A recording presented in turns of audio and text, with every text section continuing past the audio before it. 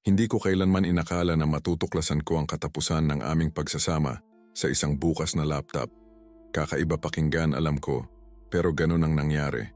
Umuwi ako galing trabaho, mas maaga kaysa karaniwan, Huwebes ng hapon yon. Naalala ko, ambon sa labas yung tipong hindi ka patatahimikin. Nasa kapatid daw niya si Patricia, o yon ang akala ko. Naiwan niyang bukas ang laptop niya sa mesa sa kusina, umuok ilaw pa ang screen. Ayoko sanang tingnan, hindi ako yung tipo na naninilip, pero may humihila sa akin. Siguro naramdaman ko nang may mali, o baka gusto ko lang tingnan yung recipe na hinahanap niya noong isang linggo. Imbes na recipe, nakita ko ang isang folder na may pangalang Attire Danny Documento. Si Attire Danilo Velasco, ang family lawyer namin. Ang taong tumulong sa akin ayusin ang mga papeles noong namatay si Itay.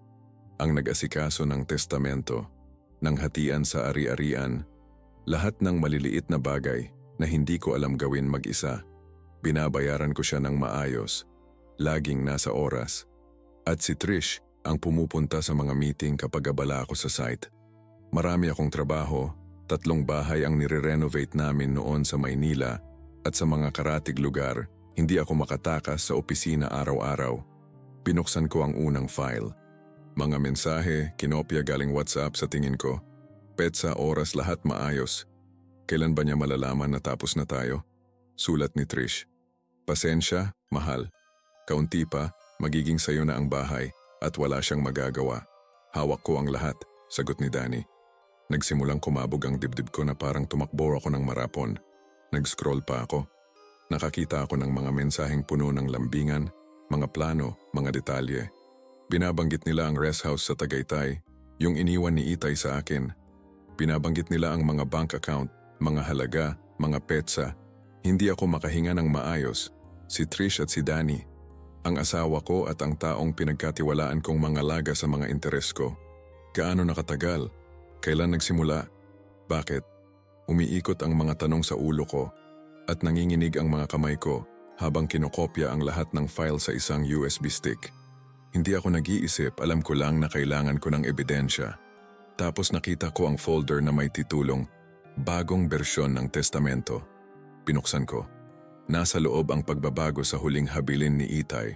May petsang 3 buwan pagkatapos ng kanyang pagkamatay. Si Danny ang bumalangkas ng bagong dokumento kung saan hindi na ako ang nag-iisang tagapagmana. Sa halip nakasaad na si Trish ang makakakuha ng kalahati ng lahat.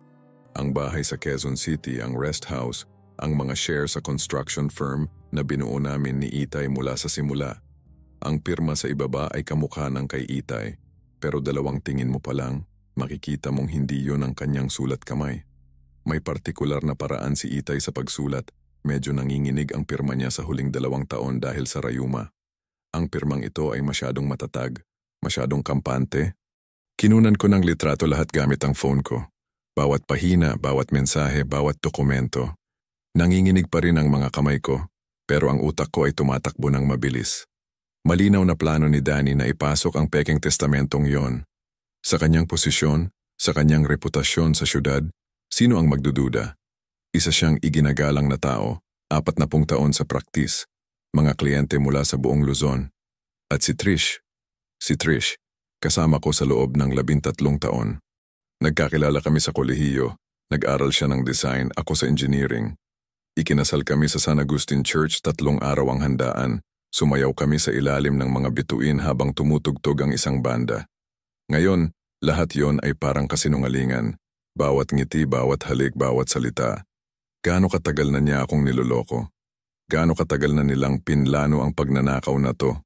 Dahil, yun ang tawag dito, pagnanakaw. Hindi lang panloloko. Hindi lang pagtataksil. Pinlano nilang kunin sa akin ang pinagpagura ng aking ama. Site bawat site, block bawat block, itinayo niya ang lahat para bigyan ako ng siguradong kinabukasan. Sinarado ko ang laptop tulad ng dati kong natagpuan. Ibinalik ko sa parehong lugar, umupo sa mesa at naghintay. Bumalik si Trish mga 7:00 ng gabi, nakangiti, may bit-bit na mga paper bag mula sa SM. Ay mahal, sorry na late ako, naglibang kami ni Ana. Di namin namalayan ang oras, sabi niya sa magaan na tono, na parang, yun ang pinakanormal na bagay sa mundo. Hinalikan niya ako sa pisngi, ang parehong pisngi na marahil ay inalok niya kay Danny. Ilang oras lang ang nakalipas. Kumusta kayo ni Ana? Tanong ko. Pinipilit na maging kalmado ang boses ko. Okay naman. Pinag-usapan namin paano aayusin ang baby room. Alam mo na, buntis siya. Pinanood ko siyang gumalaw sa kusina, naglalabas ng mga pinamili, nagsasalita tungkol sa mga walang kwentang bagay, habang nararamdaman ko ang paglaki ng isang malamig at matalim na galit sa loob ko. Hindi yung mainit, yung sumasabog. Iba to, kontrolado, mapanganib. Wala akong sinabi sa kanya. Nang gabing yon, humiga ako sa kama katabi niya. Naramdaman kong sumandal siya sa akin tulad ng ginagawa niya daan-daang beses na. Pero iba na ngayon. Ngayon alam kong ang babaeng katabi ko ay hindi ang babaeng akala ko ay kilala ko. At ngayon, alam kong babawian ko siya. Hindi sa puwersa, hindi sa sigawan, kundi sa paraan na wawasak sa kanya ng tuluyan, tulad ng plano niyang pagwasak sa akin. Sa sumunod na linggo, namuhay ako ng 2 buhay. Gigising ako sa umaga, hahalikan si Trish sa noo. Pupunta sa site na parang normal ang lahat. Kakausapin ko ang mga trabahador, iinspeksyonin ang mga istruktura o order ng materyales. Pero sa hapon, pagbalik ko sa opisina, magpapanggap akong gumagawa ng mga quotation. Pero ang totoo, nagsasaliksik ako ng mga legal na pamamaraan, nagbabasa sa mga forum, pinag-aaralan ang mga batas. Una, kailangan kong malaman kung ako lang ba. Naisip ko, may iba pa kaya silang naloko sa ganitong paraan? Si Attorney Danny Velasco ay may perpektong reputasyon, yun ang problema. 38 taon na walang kahit isang reklamo. Pero hindi nagiging corrupt ang tao ng biglaan. Alam ko yon. Dapat may iba pa, may bakas. Tinawagan ko ang isang matagal ng kaibigan, si Marco, na nagtatrabaho bilang private investigator. Ilang taon na kaming hindi nag-uusap, mula pa noong college, pero alam kong mapagkakatiwalaan ko siya. Nagkita kami sa isang coffee shop sa Katipunan, yung lugar na walang nakakakilala sa amin. Kinwento ko sa kanya ang lahat, pinakita ang ebidensya sa USB stick. Tahimik siyang nanood, paminsan-minsan ay tumatango. Nang matapos siya, isinara niya ang laptop at huminga ng malalim. Joey, malaki to, sabi niya. Hindi lang to simpleng panloloko. Pamepeke ito ng mga opisyal na dokumento, baka nga organized crime kung ginawa na nila to sa iba. Pwedeng makulong si Danny dahil dito. Sabihin mo lang kung may mahahanap ka pa tungkol sa kanya. Kahit ano, dapat may pattern. Tumango si Marco at kinuha ang USB. Babalikan kita sa loob ng 1 linggo. Pero Joey, mag-ingat ka. Kung malaman nilang alam mo na, baka gipitin ka nila, baka sirain ang ebidensya, umarte ka ng normal. At umarte nga ako ng normal. Araw-araw, uuwi ako at nandoon si Trish, handa na ang hapunan, may ngiti sa labi. Magkukwento siya tungkol sa mga walang kwentang bagay, tungkol sa mga kapitbahay, sa seryeng pinapanood niya. Minsan, babanggitin niya si Danny, na parang ordinaryong kakilala lang. Kinausap ko si Danny tungkol doon sa mga dokumento para sa Heritage Conservation Office, sasabihin niya. At tatango lang ako. Magpapatuloy sa pagkain ng tinapay at palaman, na parang wala akong pakialam. Sa gabi, habang tulog siya, babangon ako at titingnan ng cellphone niya.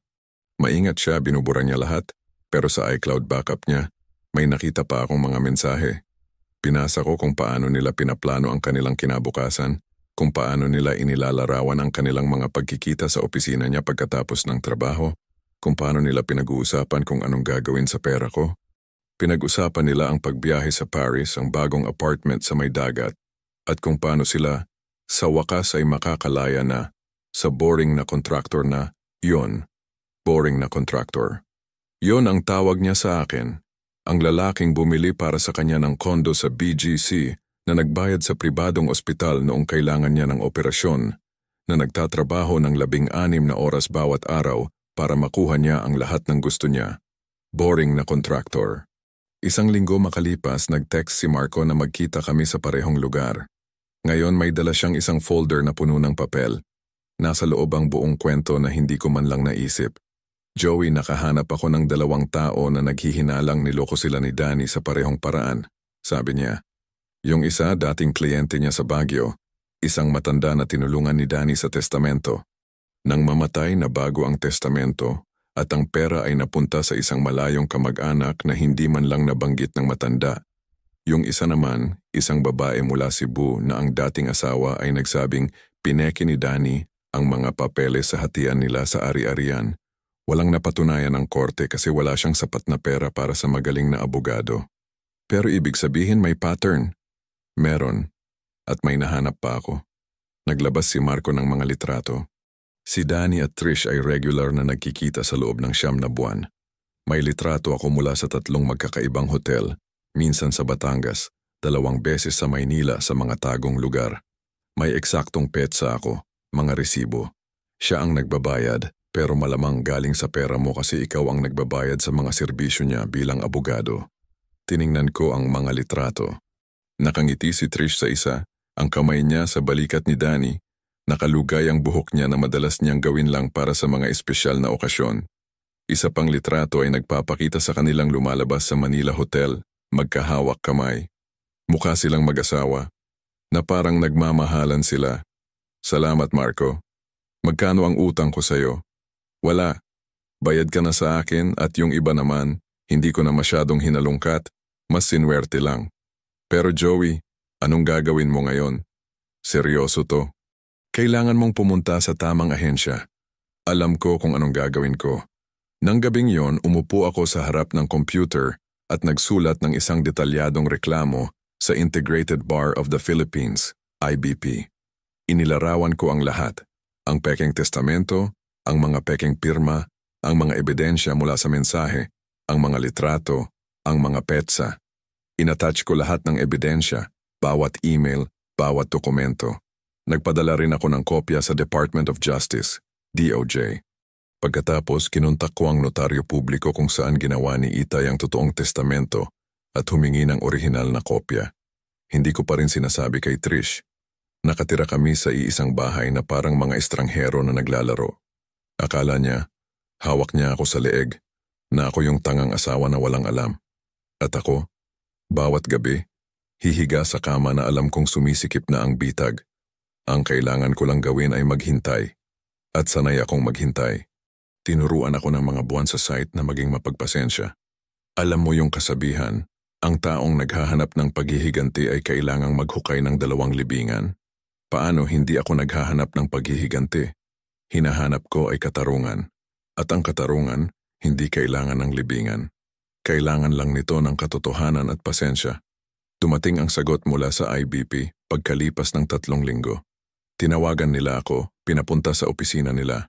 Ang abogadong humarap sa akin, si Ateng.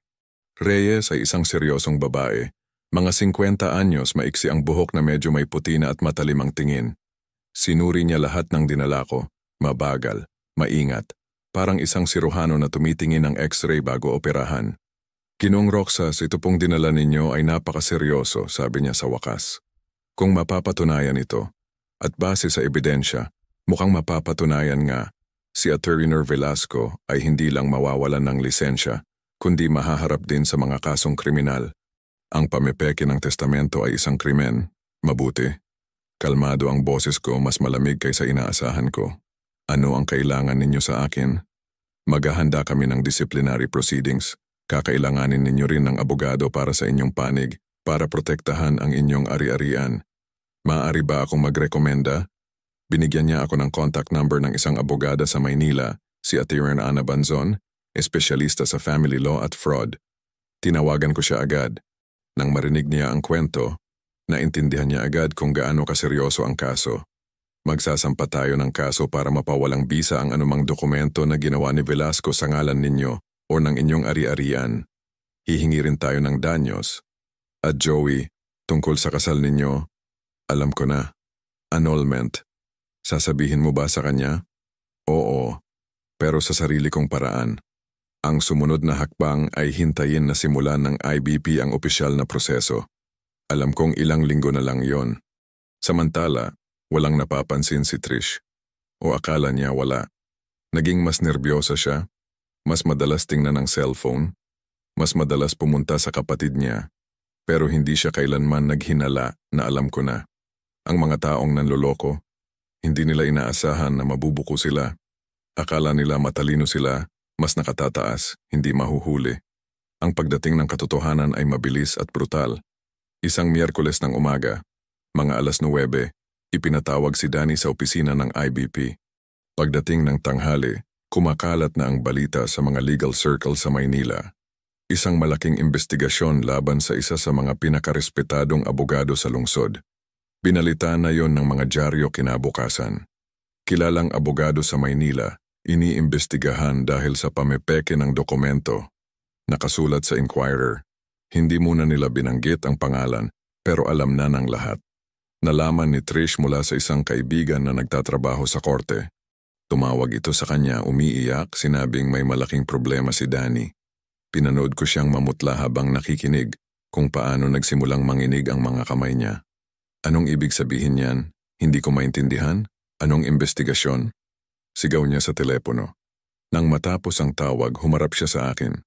Sa unang pagkakataon sa loob ng maraming linggo, tiningnan niya talaga ako. Narinig mo? May problema si Danny. Iniimbestigahan daw siya dahil sa ilang dokumento. Oo, sabi ko ng mahinahon, hindi inaalis ang tingin sa diaryong binabasa ko. Narinig ko, nakakalungkot, mukhang nanloko siya ng mga kliyente. Imposible yan, hinding-hindi gagawin ni Danny. Hinding-hindi. Ibinaba ko ang dyaryo at tinitigan siya ng diretso sa mata.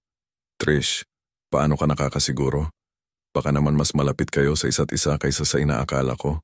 Nakita ko kung paano nagbago ang kulay ng mukha niya. Una maputla, tapos pula, tapos putla ulit. Ibubuka na sana niya ang bibig para may sabihin pero walang lumabas.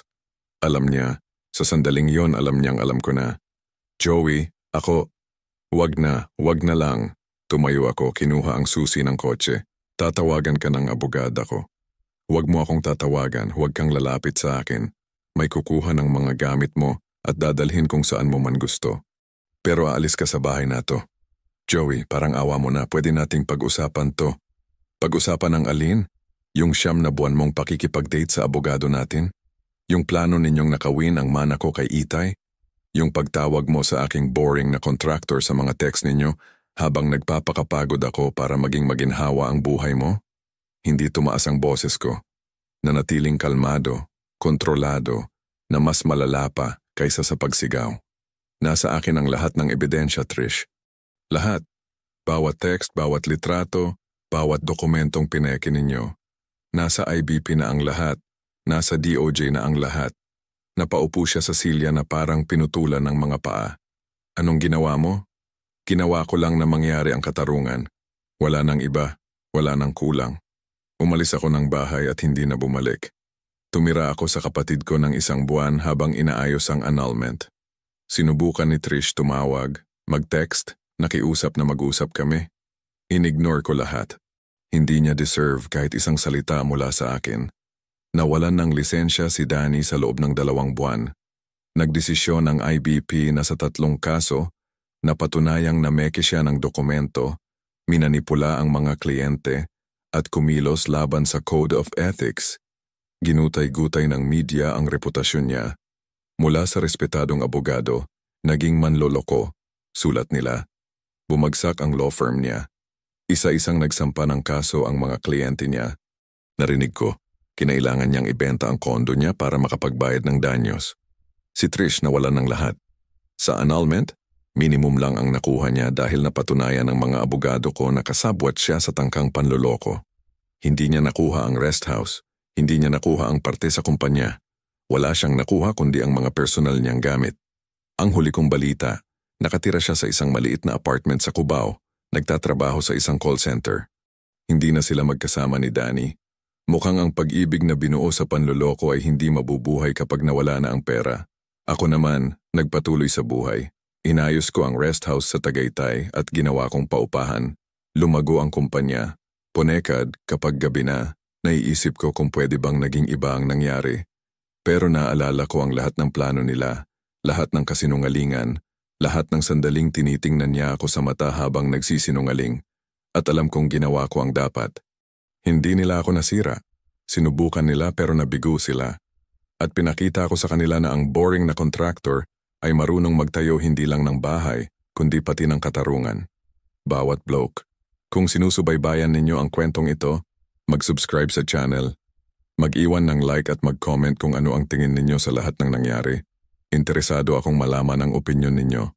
4 na buwan na ang nakalipas mula sa desisyon nang makita ko siya ulit.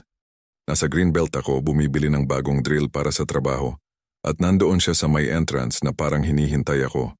Iba na ang itsura niya, mas payat, ang buhok niya ay hindi na yung makintab na brown na minamaintain niya sa mamahaling salon, kundi medyo maputla, napabayaan. Luma ang bag niya, yung ginagamit pa niya nung nagsisimula pa lang kami. Joey, parang awa mo na, 5 minuto lang, sabi niya bago pa ako makalagpas. Gusto ko sanang umalis. Bawat bahagi ng katawan ko ay sumisigaw na huwag ko siyang pansinin, na maglakad lang na parang hindi siya nag-e-exist. Pero may pumigil sa akin. Siguro kuryosidad, siguro yung kaunting awa na hindi ko pa lubusang mapatay. 3 minuto, sabi ko. May trabaho pa ako. Lumipat kami sa isang bench malapit sa fountain. Umupo siya, balisa, pinaglalaruan ng strap ng bag niya. Alam kong galit ka sa akin, simula niya. At karapatan mo yan. Pero kailangan kong sabihin sa'yo. Hindi ko alam na aabot sa ganon si Danny.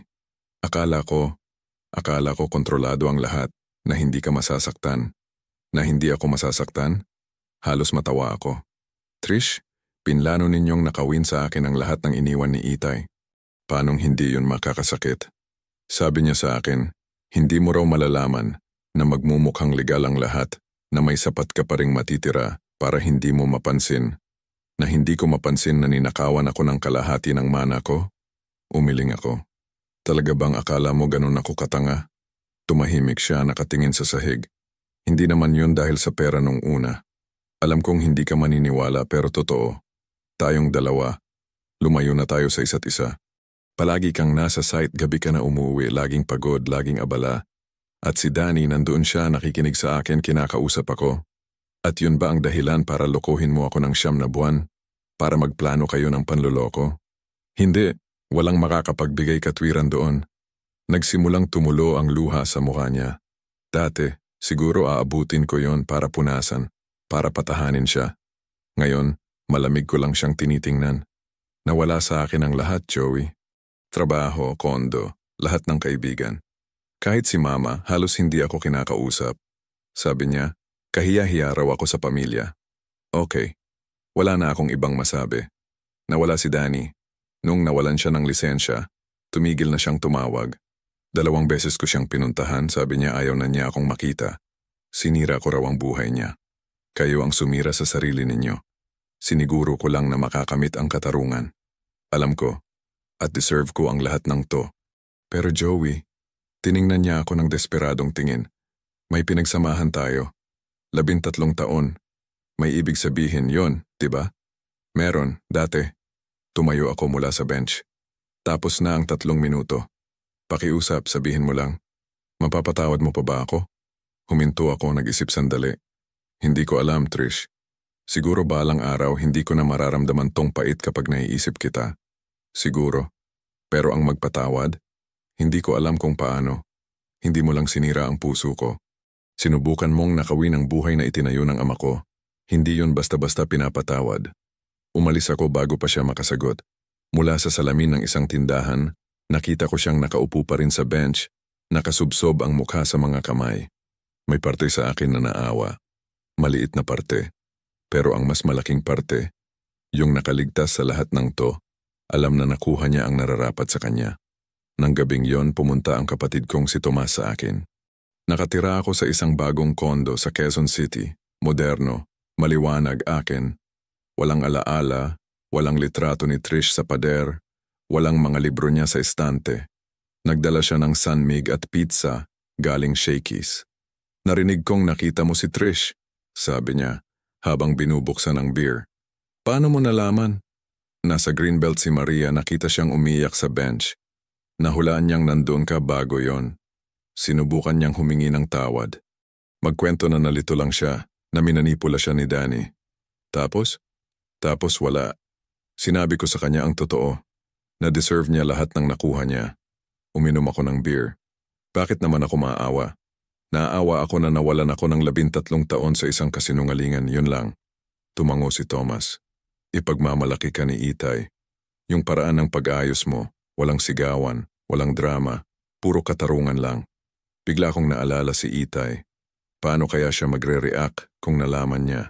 Siguro pupuntahan niya si Danny sa opisina at susuntukin. Mabilis mag-init ang ulo ni Itay, pero mas mabilis magpatawad. Pero alam kong hindi niya to mapapatawad. Ang pagnanakaw ay hindi lang pagnanakaw kapag ang ninakaw ay mga tao ng pagod, pawis, at mga gabing walang tulog. Masyado ba akong naging malamig? Tanong ko kay Thomas. Tingin ni Maria, ganoon. Sinabi niya sa akin na dapat daw mas, ewan ko, bukas ako sa pakikipag-usap. Romantiko si Maria. Masyadong maraming napapanood na K-drama. Tumawa si Thomas. Ginawa mo ang nararapat. Sinubukan ka nilang sirain. Ginantihan mo sila ng patas. Hindi yan paghihiganti, kapatid. Balanse yan. Balanse. Baka tama siya. Buong buhay ko, nagtayo ako ng mga bagay. Bahay, pader, pundasyon. Alam ko ang halaga ng balanse, ng tamang distribusyon ng bigat. Siguro ang katarungan ay isa lang uri ng balanse. Sinubukan nilang sirain ang istruktura ng buhay ko at ibinalik ko sila sa lugar kung saan sila nararapat. Pero may alam ako na hindi ko sinabi sa kapatid ko. Isang bagay na ayaw kong aminin kahit sa sarili ko. Sa kabila ng lahat, ng katarungan, ng kasiyahan na nakuha nila ang nararapat. Masakit pa rin. Hindi para kay Trish ngayon, hindi para sa kung ano siya, kundi para sa kung anong akala kong mayroon kami. Para sa kinabukasang pinangarap ko. Yun ang ninakaw nila sa akin, tulad ng pagtangka nilang nakawin ng pera. At yung pagnanakaw na yan, walang korte ang makakapagparusa. 6 na linggo pagkatapos ng pagkikita namin sa Greenbelt, nakatanggap ako ng tawag mula kay Ginoong Pablo Navarro ng Baguio. Nagpakilala siyang dating kliyente ni Atty. Velasco. Ginoong Roxas, sana'y hindi ako nakakaabala, sabi niya sa mahinahon at matandang boses. Nakuha ko ang numero ninyo sa investigador ninyo, si Ginoong Marco. Sinabi niya sa akin na kayo ang nagbunyag kay Velasco. Ako nga po, ano po ang maitutulong ko?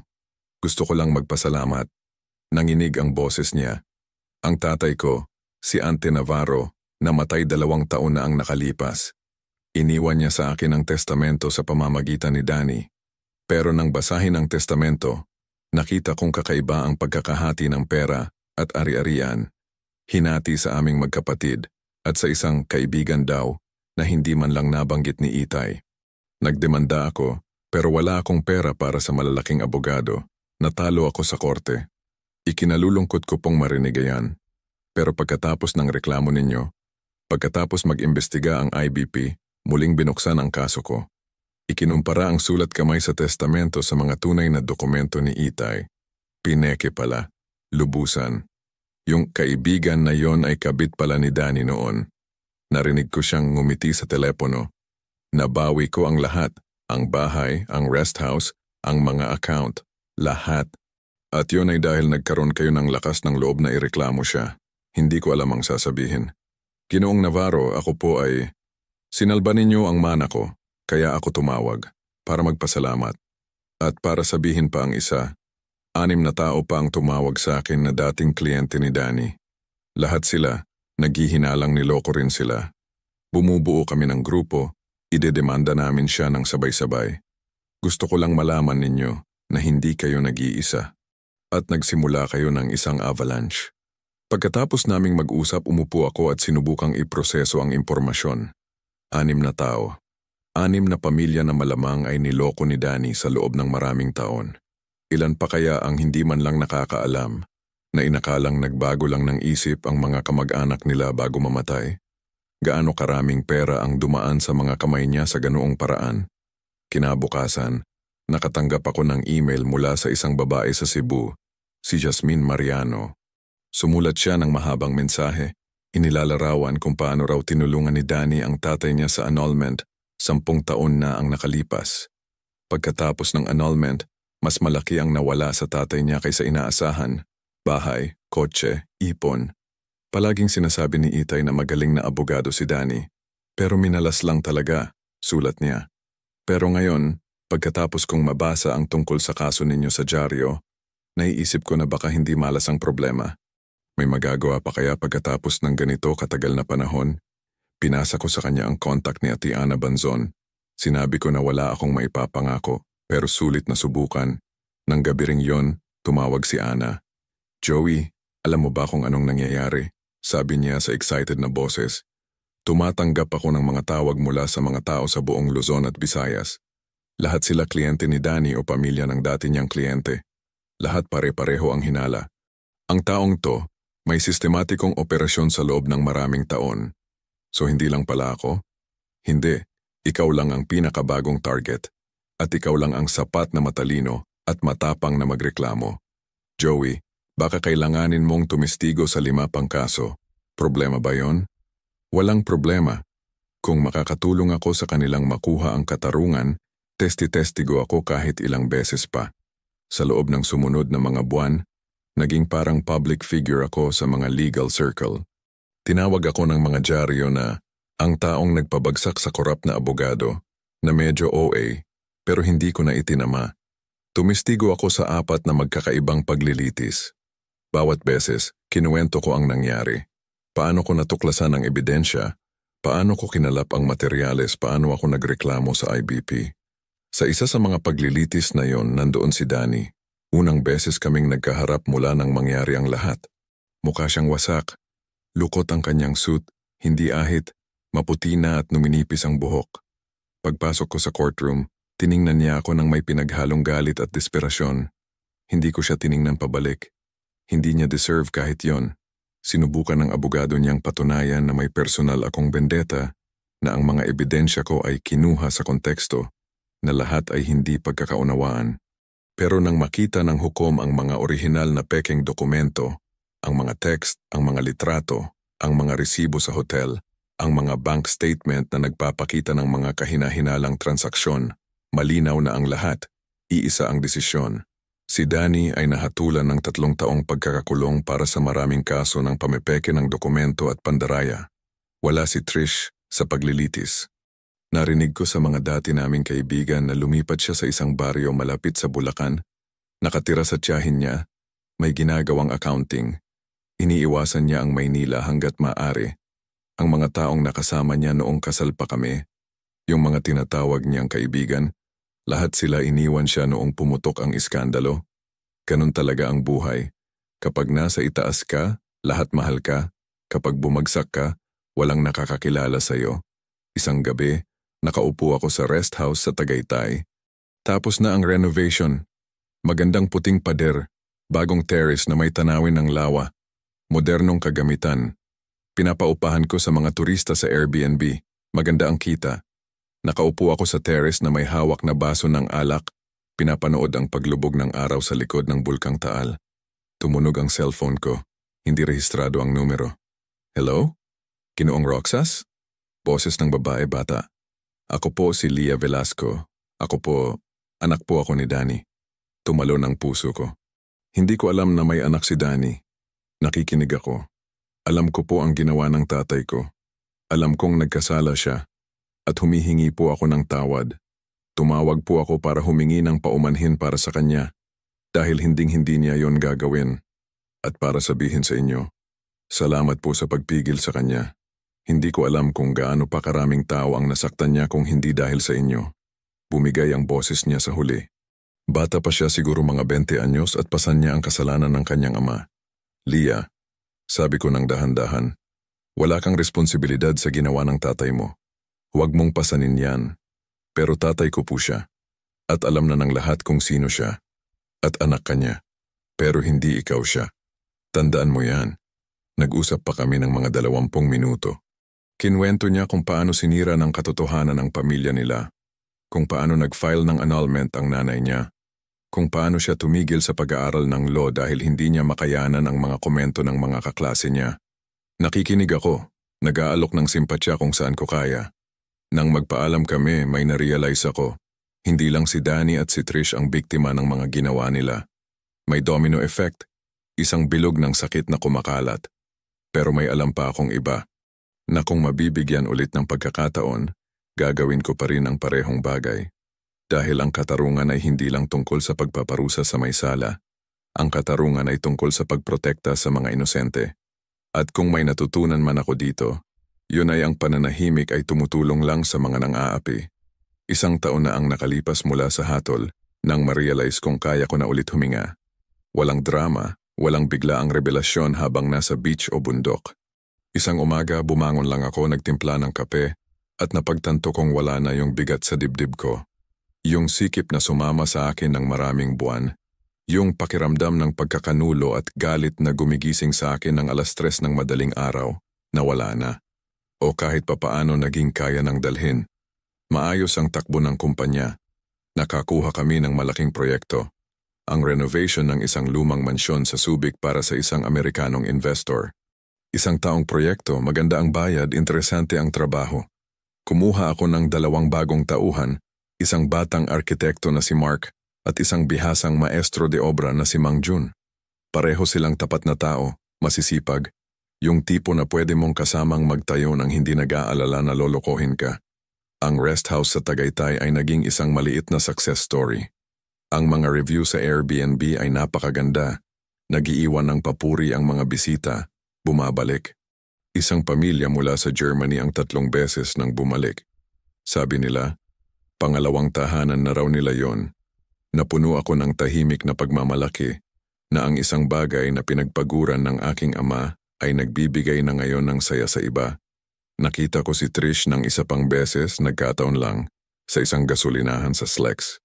Nagpapakarga siya sa isang lumang Opel, yung kotse na binili namin 9 na taon na ang nakalipas bilang pansamantalang sasakyan.